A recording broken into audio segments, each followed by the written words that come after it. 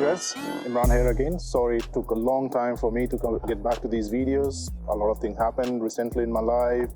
I have a full-time job, as you all know, so sometimes you have to give time to your full-time job. And these videos are still kind of my hobby even after a year. I'm not very much into it, but I try to get back onto the track. So today's video is totally focused on a recent phenomenon, I would say, happened. And that is Apple is going towards right to repair, I guess, something like that. Because recently they have announced that they will be giving people their own repair facility. You can buy Apple genuine parts and you can repair them on your own, if you understand what I say. There are lots of quirks and features into this, and there's a lot of things which I would like to talk about. Now, I choose today to be outside. As you can say, it's a bit cold, but it's a sunny weather. I'm in Athens, in Greece, so you can understand. I'm enjoying my time here in sunny Greece. Now, what's happening here is Apple recently came down and told, as you can see here, that they are providing parts for you to repair on your own. And why would Apple do that? The main reason is because there's a strong movement of right to repair going on. People like you and me, who are just general people, we never tend to owe the device. I mean, we buy it, but we don't buy it. It's like we never bought it. It's like we are not the owner, because every time something happens, you cannot twinkle with your own device. You cannot open and fix it if you want to, like good old days and all sort of things. And I don't blame manufacturers for this particularly, because obviously technology is so advanced and it's so complicated that a common man like me or many others will not be able to do much with it.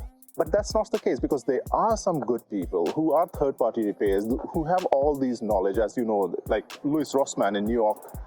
He's able to fix almost any Apple device, given if he have all the schematics and all the graphs and diagrams and all sort of things, and what the logic board of Apple, be it iPhone, be it a MacBook or whatever it could be. But Apple is denying even them the access of these things which they need for their own livelihood. I mean, this is bread and butter. So a lot of things go on, and America is also set to be a trendsetter. So if right to repair wins in America, it will be a win all over the world, as people are considering, with the other country will start following the suit. So Apple thought, okay, I am as a bad guy seen over here, and everybody's against me because I'm not letting anybody fix my device, and they are not. So they came up, okay, we will give you some bit of access to do it on your own. They started this in 2019, and as you can see on Louis Rossmann's shows as well, I'll link that video down in the description, where he talked about that how it was all just a PR stunt by Apple. Because to have that access of third-party repair and having a genuine part from Apple, it was a hell of a NDA that you have to sign, and you have to go through a lot of training, and you have to sign a shitload of things. And I'm sorry, but you'll be effed.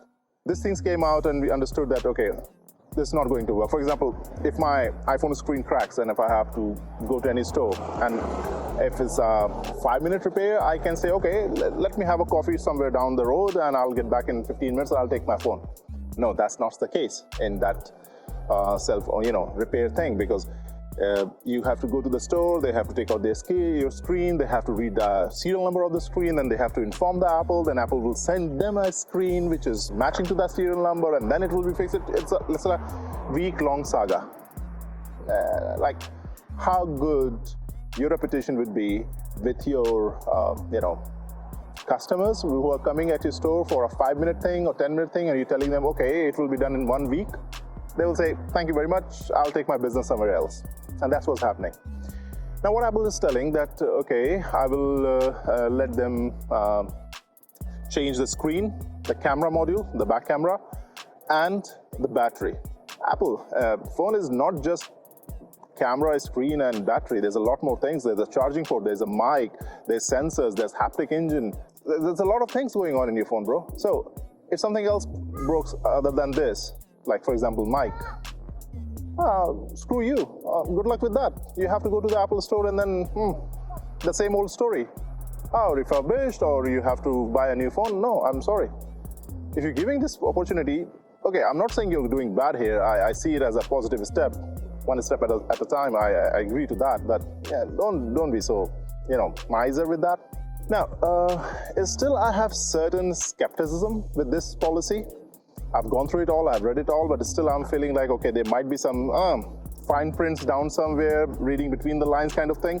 There's still, you people need a special tool. Pentalobe screws are there, and there's a different kind of, screwdrivers that you need, and you have to have a heat pad to open the things, and it's not an easy repair even by yourself, by any standard.